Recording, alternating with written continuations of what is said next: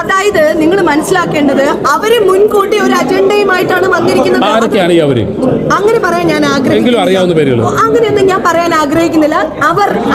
അവരും ഞങ്ങളുമേ ഇന്നുണ്ടായിട്ടുള്ളൂ.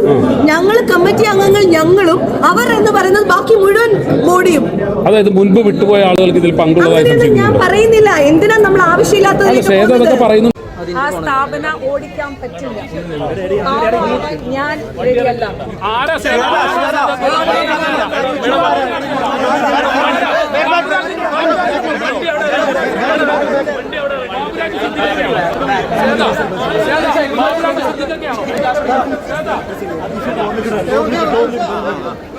അവൾക്ക് തന്നെ മനസ്സിലായി എന്തായിരിക്കും അവൾക്ക് കിട്ടാൻ പോകുന്ന പണിഷ്മെന്റ്.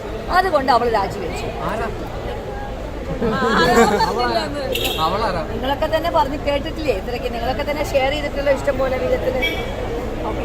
എനിക്ക് ആ പേര് പോലും പറയാൻ ഇഷ്ടമില്ല. എനിക്ക് അത്രയ്ക്ക് ട്രോമ ഉണ്ടാക്കിയ ലേഡിയാണ്. ഞാൻ 39 years ആയി ഈ ഇൻഡസ്ട്രിയിൽ. നിങ്ങൾ ആരെങ്കിലും എന്നെക്കുറിച്ച് എന്തെങ്കിലും മോശമായിട്ട് എഴുതാൻ നിങ്ങൾക്കൊരു അവസരം ഞാൻ തന്നിട്ടുണ്ടോ? ഞാൻ എവിടെയെങ്കിലും എന്തെങ്കിലും മോശമായി പറഞ്ഞിട്ടുണ്ടോ? എന്നിട്ടാണ് എന്നെക്കുറിച്ച് പറഞ്ഞത്. ഇന്നിവിടെ നടന്നത് ചരിത്രപരമായിട്ടുള്ള തീരുമാനങ്ങളായിരുന്നു. ഒരുപാട് സന്തോഷമുണ്ട്.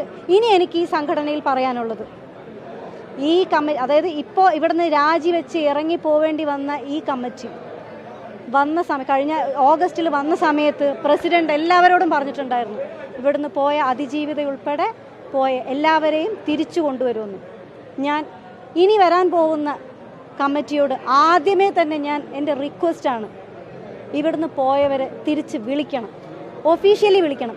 വരുന്നതും വരാതിരിക്കുന്നതും അവരുടെ ഇഷ്ടമാണ്. പക്ഷെ ഒഫീഷ്യലി വിളിക്കുക എന്നുള്ളത് അമ്മ എന്ന് പറയുന്ന സംഘടന ചെയ്യുന്ന നീതിപരമായിട്ടുള്ള ന്യായമായിട്ടുള്ള കാര്യമാണ്. ആ ന്യായപരമായിട്ടുള്ള ആ ഒരു കാര്യം തീർച്ചയായിട്ടും ഇനി വരുന്ന ഭരണസമിതി ചെയ്യണം എന്നാണ് എൻ്റെ. ഇവിടെ ഈ നാട്ടിൽ കോടതിയും നിയമവും സത്യവും ഒക്കെ ഉണ്ടല്ലോ. ഞാൻ പ്രാഥമിക അംഗത്വം രാജിവെച്ചു. ഞാൻ അങ്ങനെ പറയുന്നില്ല. ഒരു സൈഡ് പറയുന്ന നറേഷൻ മാത്രം വിശ്വസിക്കുന്നു.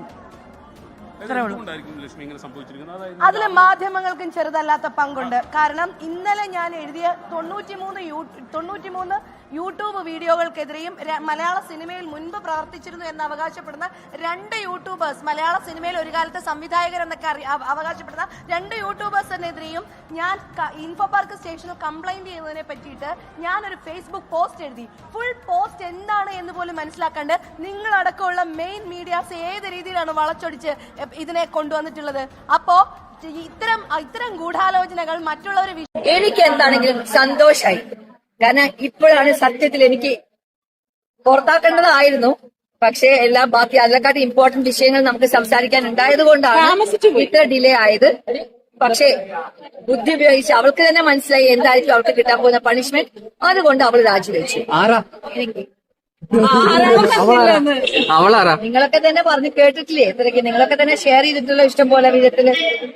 പേഴ്സണലി ശ്വേത മേനൻ എന്ന അമ്മ എന്ന മെമ്പർഷിപ്പ് ഞാൻ ഇവിടെ ഡിസൈൻ ചെയ്യാണ്. I have come out of Amma organisation. Amma organisation പണ്ട് കുറച്ച് സ്ത്രീകൾ പറഞ്ഞ പോലെ ഇന്ന് എനിക്കും തോന്നി കുറ്റാരോപിതരായ ആൾക്കാരുടെ കയ്യിൽ വീണ്ടും പോകാൻ വേണ്ടിയുള്ള ഒരു ശ്രമമാണ്. അതൊരു എജൻഡയായിരുന്നു. നമ്മളുടെ രജിസ്ട്രേഷൻ ഈ ഭാഗത്തായിരുന്നു. പക്ഷെ മിക്ക ആൾക്കാരും വലിച്ചിട്ട് അങ്ങോട്ട് കൊണ്ടുപോയിട്ട് അവിശ്വാസം പ്രമേയം സൈൻ ചെയ്യിപ്പിച്ചു.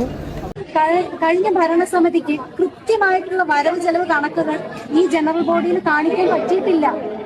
അത് ഒരുപാട് തവണ ആ കമ്മിറ്റി അംഗങ്ങൾ ചോദിച്ചുകൊണ്ടിരിക്കുകയായിരുന്നു, ഞങ്ങൾക്ക് 45 ദിവസം തരാമോ, ഒരവസരം കൂടെ തരാമോ എന്നൊക്കെ.